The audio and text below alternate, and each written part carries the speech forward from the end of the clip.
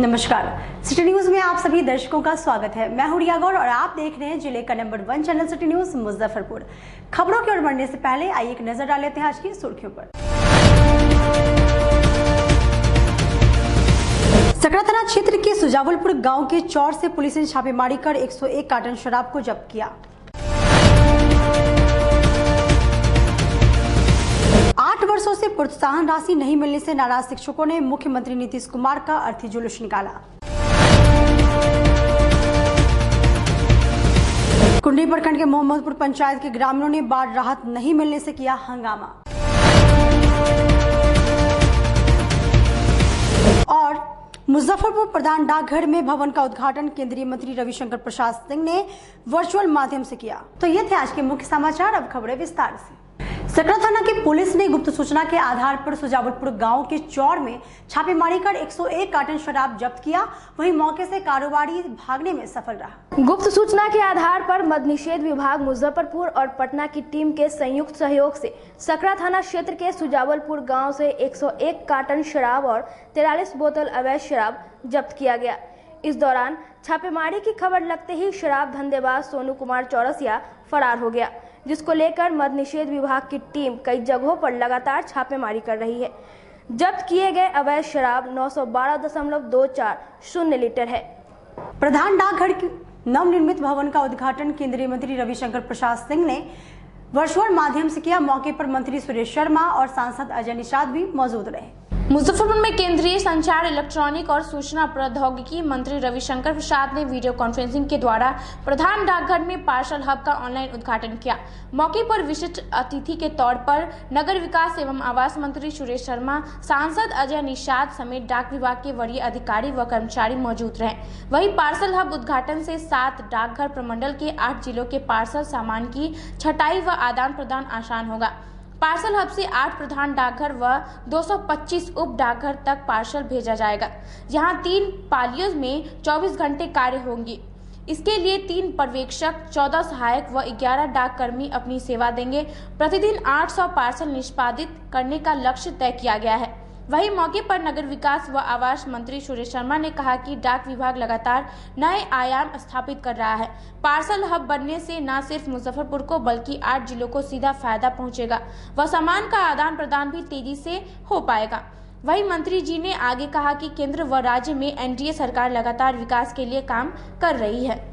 Department के लिए जो हमारे संचार मंत्री आदरणीय रविशंकर जी ने जो पहल किया है, उसका बिहार की सारी जनता उसकी सराहना करती है।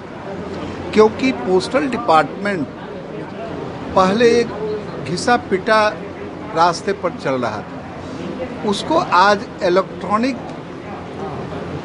बनाया गया है, उसको आज हब बनाया गया है। उसमें लोगों को आज आवश्यकता के हिसाब से सामान लोगों को बहुत जल्दी चाहिए। कोई बच्चों की दवा चाहिए, कोई ऐसा मशीन है जो खराब हो गया तो उसके पार्ट्स चाहिए। तो ये जो पार्सल हब बना, इससे सामान का आदान प्रदान क्विक होगा और इसका लाभ हम सबों को मिलेगा। इस विषय पर जो प्रधानमंत्री की सोच जो थी, उसको कार्य रूप में देने के लिए हमारे रविशंकर जी ने काम किया है। पोस्टल विभाग जो आज केवल चिट्ठियों का काम करता था, आज उसमें एक से एक आयाम बढ़ रहे हैं। समझे, उसके अंदर पोस्टल बैंक का काम हो गया, उसके अंदर सारे खाते खुल रहे हैं, लोग को सुविधा मिल रही है, लोन मिल रहा है। इसलिए आज का दिन मुजफ्फरपुर के लिए 8 जिला का जो यह पार्सल हब बना है और उसके जो इस भवन में इस सारा को सेग्रीगेट किया जाएगा, उसको मार्किंग किया जाएगा, वो सामान क्विक ज़िले में पहुंचेगा। इसको हम लोग बहुत ही सुखद अनुभव कर रहे हैं और हम जनता से यही चाहते हैं कि हमारी जनता जो सरकार बनाई है केंद्र में और बिहार में एनडीए का, उस सरकार का यह करिश्मा है कि एक से एक सुविधा, रोज़ नए सुविधा प्रदान हो रहा है। अभी रविशंकर जी इलेक्ट्रॉनिक का ट्रेनिंग के लिए MIT में हॉल का उद्घाटन किया। आज 8 ही दिन तो हुआ है और आज तुरंत फिर दूसरा उद्घाटन हो गया। इसलिए लगातार विकास के काम चल रहे हैं और इस विकास के काम में यह एक समृद्ध, सौभाग्यशाली, संपन्न भारत बनेगा। इस आशा के साथ तमाम लोग जुड़े हुए हैं और सब मंत्री लोग हमारे काम कर रहे हैं। धन्यवाद।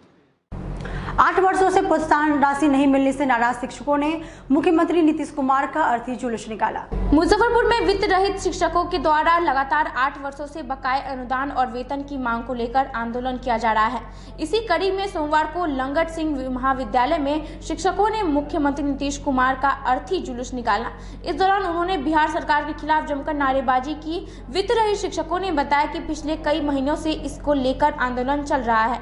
बिहार सरकार ने 2012 के बाद से तो अभी तक अनुदान दिया ही नहीं है। अनुदान राशि बहुत आवश्यक होती है, लेकिन उससे घर चलने वाला नहीं है। इसलिए हम लोग वेतन की मांग कर रहे हैं कि जल्द से जल्द हमें वेतन मिले, क्योंकि हमारी पीढ़ियां बर्बाद हो रही हैं। हमारे पास ठीक से पैसे नहीं हैं अपने बाल बच्चों को पढ़ाने के लिए, फिर भी हम लोग काम कर रहे हैं। इस बार नीतीश कुमार को सोचना चाहिए कि शिक्षकों की क्या हाल है। आज हम लोग अर्थी जुलूस निकाल रहे हैं सरकार की शोषणपूर्ण नीति के कारण, जिसमें हम लोग 37 वर्षों से उच्च शिक्षा देते आ रहे हैं और पिछली सरकार नीतीश कुमार की वित्त रहित समाप्ति के पश्चात भी हम लोगों को उसी दुर्दशा में आज भी है और वेतनमान अनुदान का छलावा देकर हम लोगों का 8 वर्षों से अनुदान लंबित है।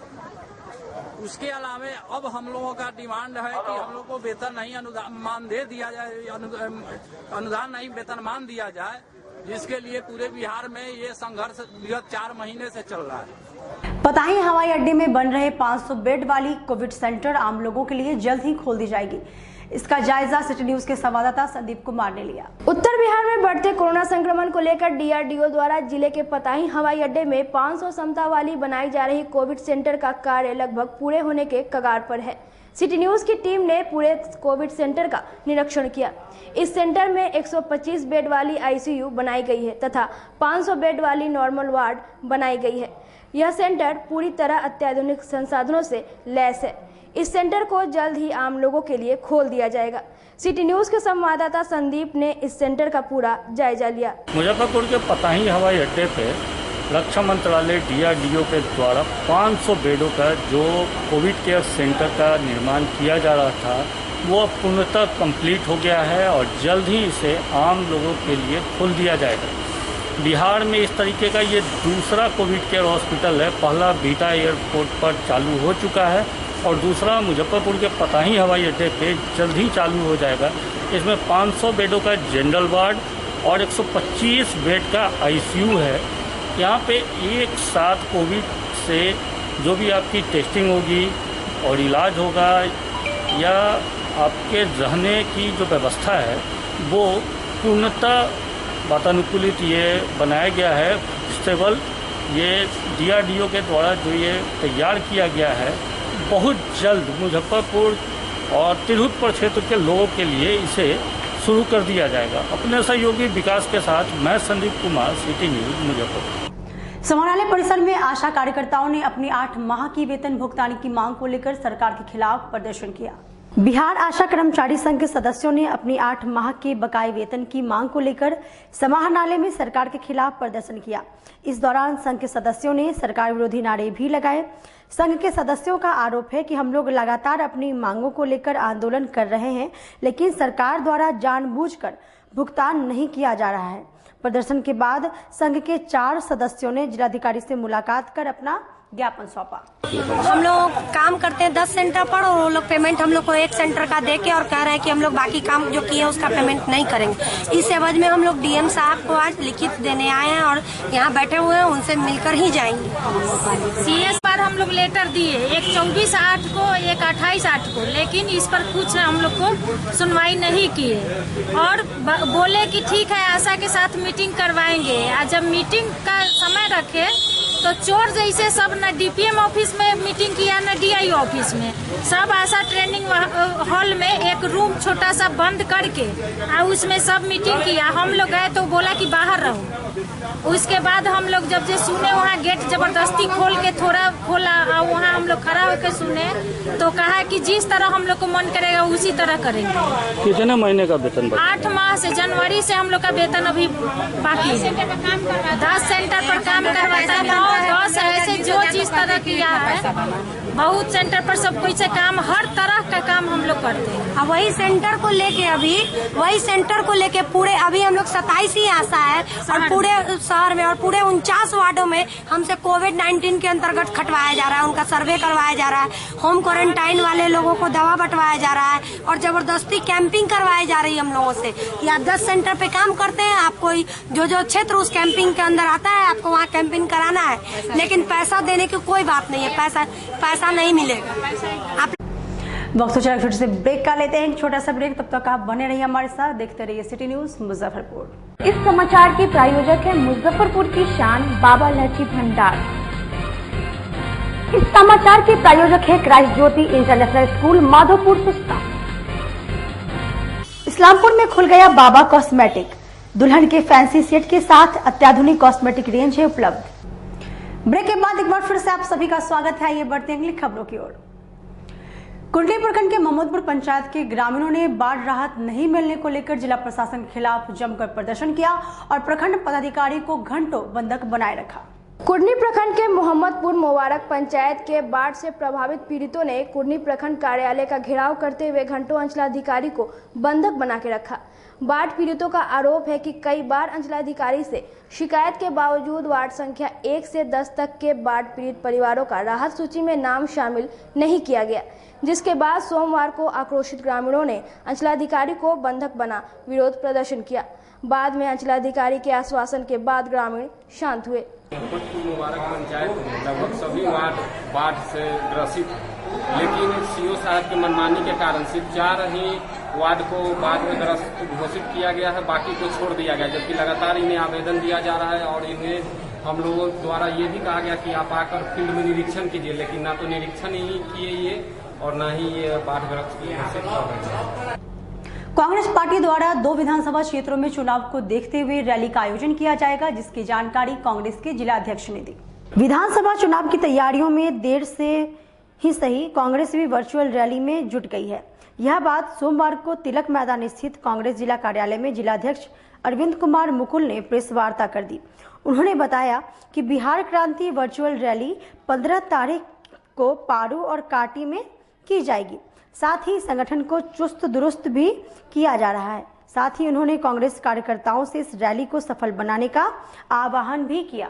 अभी मुजफ्फरपुर में बिहार क्रांति महासम्मेलन वर्चुअल सम्मेलन होना है, जो हम लोग का पहला चरण में कांटी विधानसभा और पारू विधानसभा में 15 तारीख को रखा गया है। 11 बजे से पारू में और 2 बजे से कांची में। उसकी तैयारी के लिए और अभी डिजिटल मेंबरशिप ड्राइव हो रहा है पूरे ज़िले में। उसमें प्रखंड अध्यक्षों से कि कितना कौन बना रहे हैं, इस पर चर्चाएं हुई हैं। साहेबगंज थाना क्षेत्र के जिराती टोला गांव से बाइक सवार अपराधियों ने किसान के 11 वर्षीय पुत्र को अगवा कर लिया। मुजफ्फरपुर के साहेबगंज प्रखंड के जिराती टोला निवासी विनोद राय के 11 वर्षीय पुत्र चाहत कुमार का रविवार को अपहरण हो गया। बाइक सवार 2 युवकों ने वारदात को अंजाम दिया। उसे बाइक पर बीच में बैठाकर मोतीपुर की ओर लेकर फरार हो गए। वह अपने घर के दरवाजे पर 2 बहनों के साथ खेल रहा था। वहीं देर शाम बदमाशों ने एक नंबर से कॉल कर परिजन से 1 करोड़ रुपए की फिरौती मांगी है। नहीं देने पर बच्चे से हाथ धोने की धमकी भी दी है। इधर अपहरण की जानकारी होते ही परिजन साहेबगंज पुलिस को जानकारी दी। इसके बाद साहेबगंज थानेदार राजू कुमार दलबल के साथ जिराती टोला पहुंचे। घटना के वक्त चाहत के साथ दरवाजे पर खेल रही दोनों बहनों से पूछताछ की। बाइक सवार युवकों के संबंध में जानकारी ली। इसकी जानकारी होने पर एसडीपीओ सरैया राजेश शर्मा भी मौके पर पहुंचे। दोनों बच्ची चाहत कुमार की मां और नाना योगेंद्र राय से करीब आधा घंटे से अधिक पूछताछ की। वैज्ञानिक जांच के लिए उनका मोबाइल नंबर भी लिया। इसके बाद साहेबगंज थाना जाकर थानेदार को छानबीन के बिंदु पर निर्देश भी दिया। इसके आलोक में साहेबगंज थानेदार चाहत की बरामदगी को लेकर छापेमारी व अन्य कार्रवाई में जुट गए हैं। राष्ट्रीय लोक अधिकार पार्टी के राष्ट्रीय अध्यक्ष ने जिला कार्यालय का उद्घाटन किया। सोमवार को मुजफ्फरपुर में राष्ट्रीय लोक अधिकार पार्टी ने अपने जिला सह प्रधान कार्यालय का उद्घाटन किया। साथ ही सैकड़ों नए सदस्यों को पार्टी से जोड़ने का भी काम किया।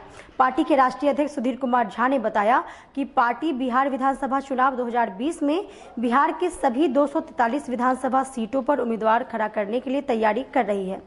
उन्होंने कहा है कि बिहार में शिक्षा, स्वास्थ्य और विकास उनकी पार्टी का मुख्य मुद्दा रहेगा। इस दौरान राष्ट्रीय लोक अधिकार पार्टी के राष्ट्रीय महासचिव अमर कुमार झा, राष्ट्रीय सचिव धनंजय कुमार झा, बिहार प्रदेश महामंत्री रंजीत झा, बिहार प्रदेश मंत्री शंभू कुमार मिश्रा के साथ कई कार्यकर्ता मौजूद रहे। आज दिनांक 31/8/2020 को राष्ट्रीय लोक अधिकार पार्टी का जिला कार्यालय सह प्रधान कार्यालय का विधिवत उद्घाटन किया गया। सैकड़ों की तादाद में लोग सदस्यता बढ़ चढ़ के सदस्यता लिए।